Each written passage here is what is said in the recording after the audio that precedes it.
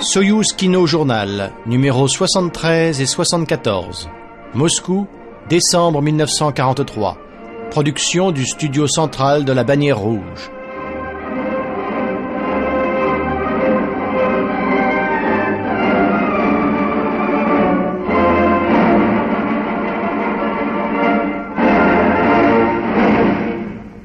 La bataille pour Gomel.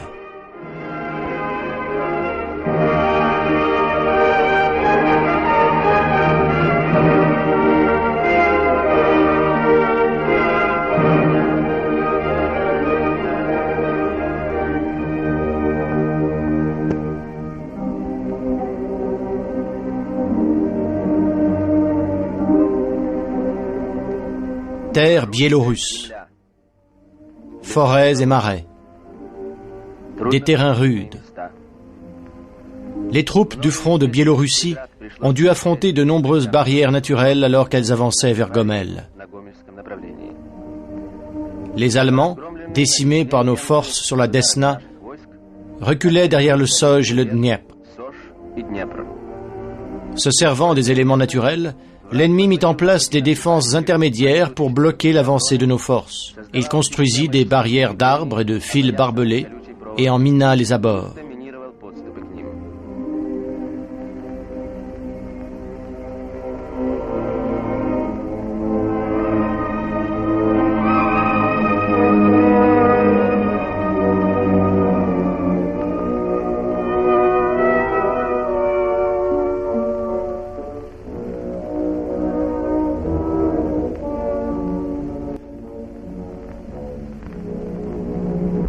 Nos forces, avançant depuis l'est, atteignirent la rivière Soj au nord de Gomel. Les unités en provenance du sud-est rejoignirent le Soj et le Dniepr au sud de la ville. L'ennemi se retrouva dans un demi-cercle d'un rayon d'à peine 15 à 20 kilomètres. La bataille commença sur cette petite tête de pont à Gomel.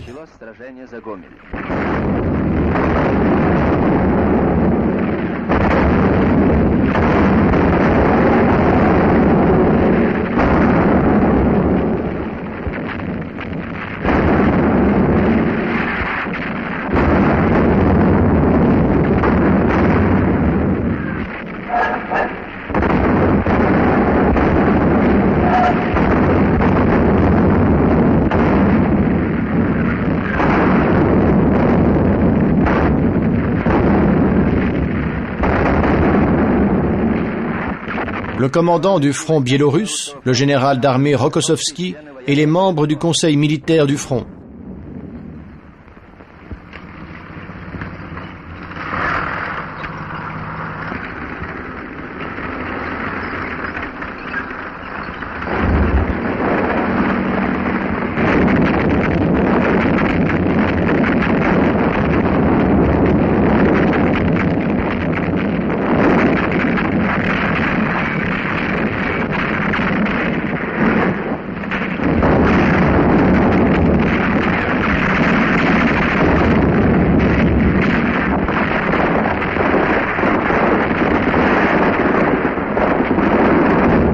On a trouvé des guetteurs allemands ici, dans un moulin abandonné.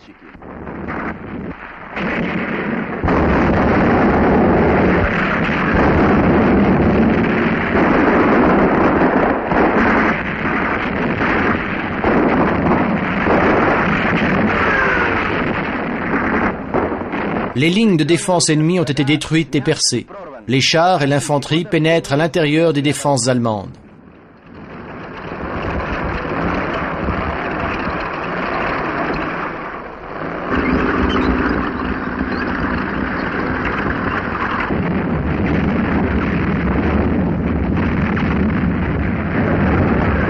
Ne laissant aucun répit à l'ennemi et continuant à pousser vers l'est, nos unités ont pris la ville de Dobrouch, poste de défense allemand près de Gomel.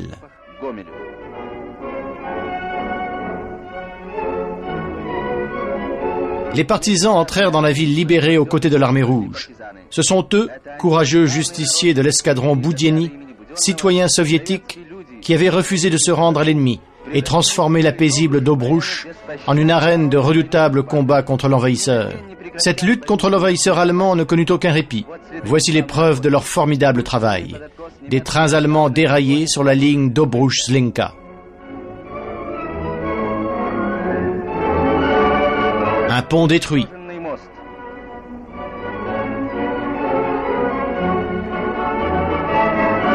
La maison bombardée d'un bourgmestre allemand, le commandant de Dobrouch. L'âme et le cœur des partisans étaient personnifiés par une jeune fille appelée Katia, qu'il était impossible de capturer. Les commandants allemands offrirent 3000 Reichsmarks, 16 mesures de sel et un terrain de 25 hectares pour sa tête.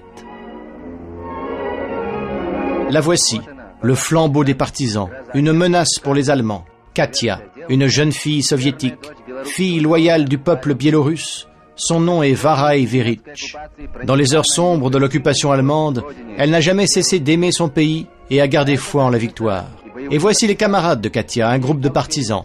Sergei Alfeyev a fait dérailler 21 wagons allemands. Alexei Bashmakov a contribué à la destruction de 24 wagons.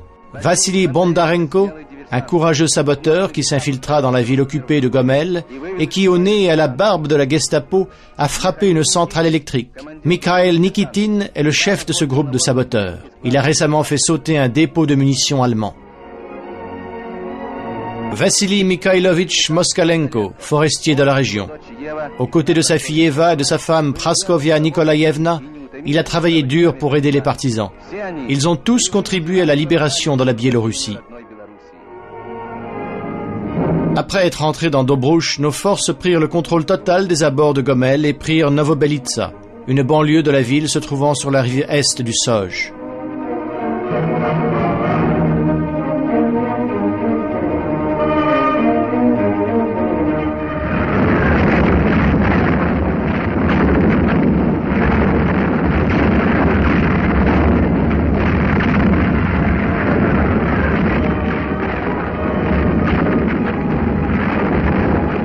C'est d'ici, de Novobelitsa, que les soldats virent Gomel. La voilà, la deuxième capitale de Biélorussie, une ville soviétique sous occupation allemande depuis l'automne 1941. Les Allemands avaient commencé à préparer Gomel pour une longue opération de défense au début de l'été. Les forces avançaient vers les fleuves. Le Soj et plus au sud et à l'ouest, le Dniepr. Le commandant suprême de l'armée rouge confia la mission suivante aux forces du front biélorusse. Traverser le Soj en force au nord et au sud de Gomel, et après avoir franchi le Dniepr près de la ville de Leuv, lancer simultanément une attaque de flanc contre les forces ennemies près de Gomel.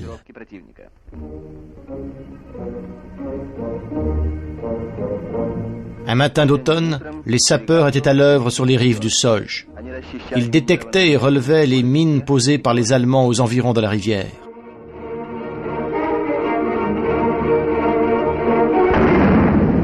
La traversée prit l'ennemi par surprise. Elle débuta à plusieurs endroits en même temps. Toutes les mesures avaient été prises pour empêcher les Allemands de se ressaisir.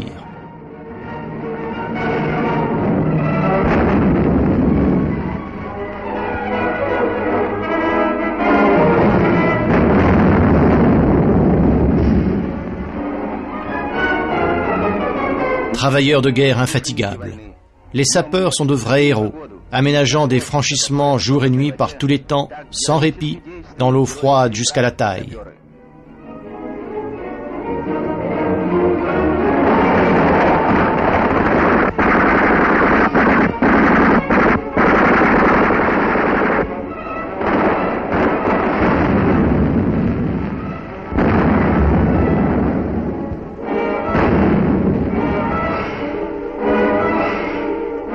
Sous les tirs ennemis, unité par unité, escadron par escadron, ils se frayaient un chemin vers la rive droite du fleuve.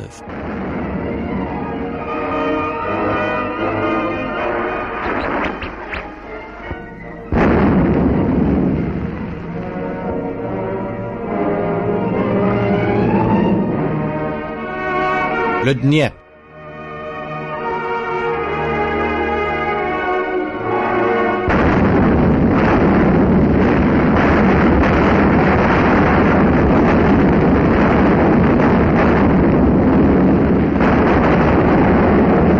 Sous la couverture de l'artillerie, les premiers soldats entament la traversée.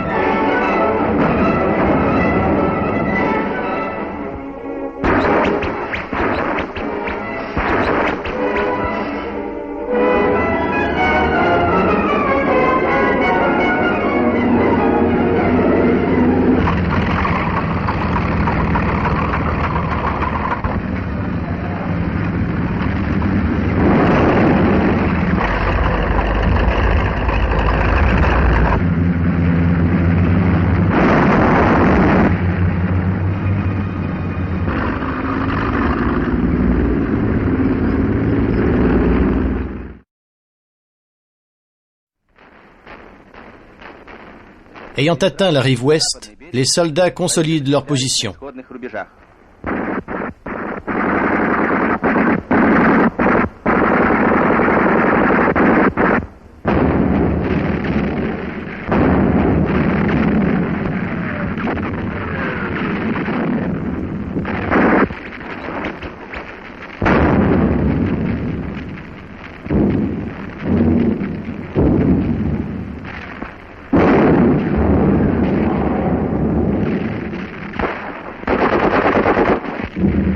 Commandant l'artillerie du front, le général-colonel Kazakov, le lieutenant-général Patov.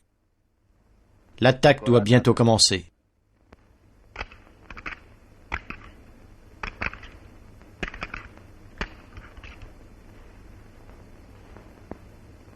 Ouvrez le feu!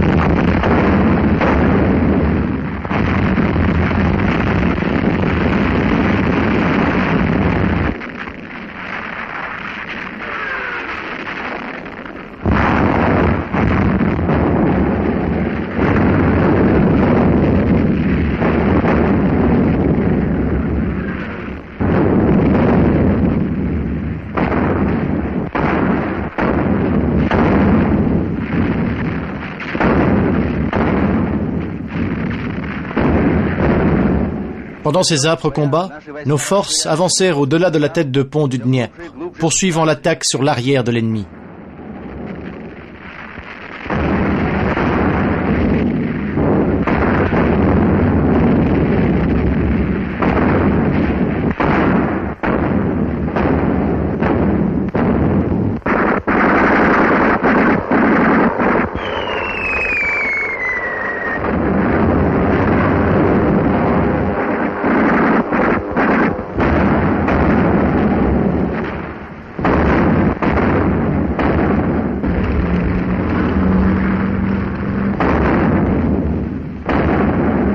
Détruisant les défenses allemandes depuis l'arrière, les troupes de l'armée rouge avançaient vers la ville de Retchitsa à l'ouest de Gomel, prenant ainsi l'ennemi au piège.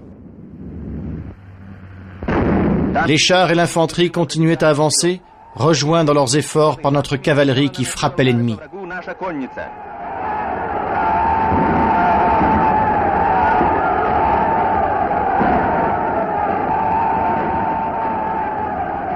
Contournant les lignes de défense ennemies, nos unités s'approchaient rapidement de Retchitsa. Après de rudes combats dans la nuit du 18 novembre, les troupes du front biélorusse prirent Retchitsa. Lorsque cette ville tomba, l'ennemi perdit un important point de communication et de défense sur la rive droite du cours moyen du Dniepr. Peu après, nos forces lancèrent une offensive au nord de Gomel dans la région de Propoïsk. Au même moment, les troupes qui avaient pris Retchitsa poursuivaient leur offensive. Les ennemis se retrouvèrent dans une poche. Terrorisés à l'idée d'être pris au piège, les Allemands commencèrent rapidement à se retirer de Gomel.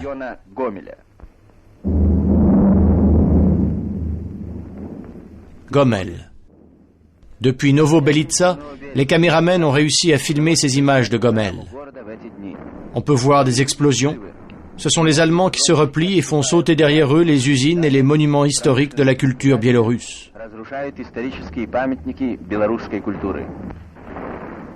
Suivant les traces de l'ennemi, les soldats parviennent à pénétrer dans la ville.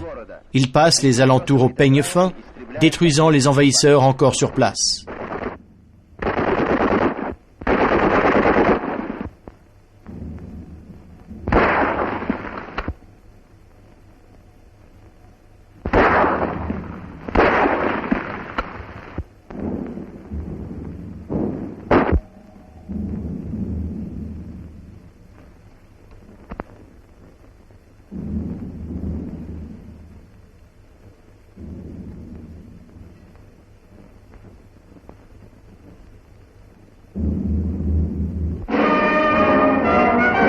Le 26 novembre, après une courageuse manœuvre de contournement, les troupes du front biélorusse prirent Gomel.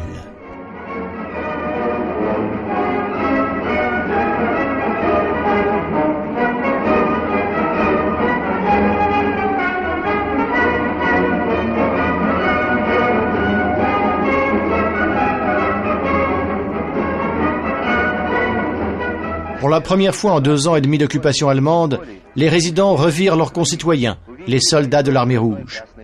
Peu d'habitants de Gomel survécurent jusqu'à ce jour et purent savourer la joie de cette rencontre.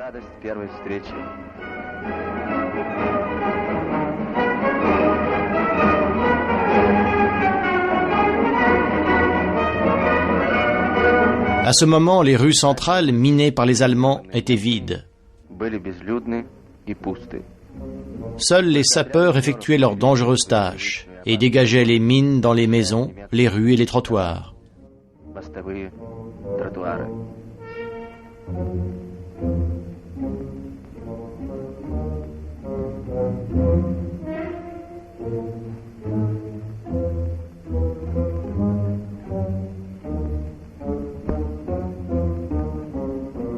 Une grosse mine fut trouvée et désamorcée au sous-sol de la maison des spécialistes.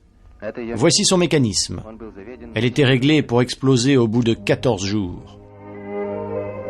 Les Allemands avaient imposé leur présence à Gomel pendant 27 longs et terribles mois.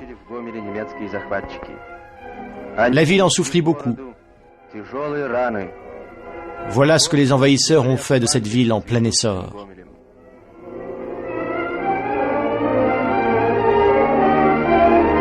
Les usines et les centrales où travaillaient des milliers d'ouvriers ont été bombardées et incendiées.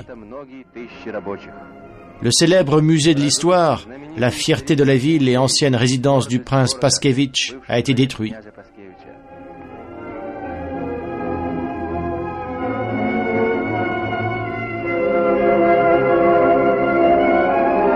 Les Allemands ont défiguré le parc du palais avec les centaines de tombes de leurs officiers et soldats.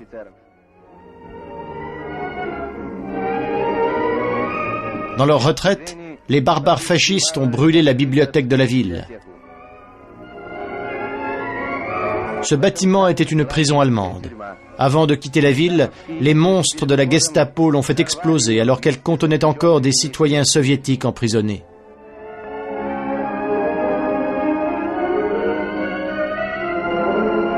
De nombreux quartiers étaient des zones interdites. Ceux qui y pénétraient étaient exécutés sur le champ.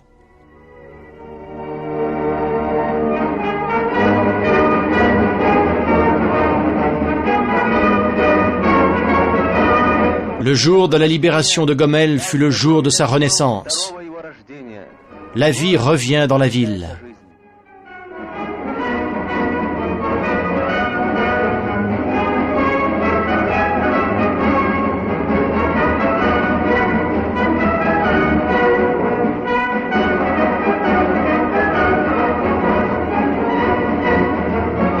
Les libérateurs.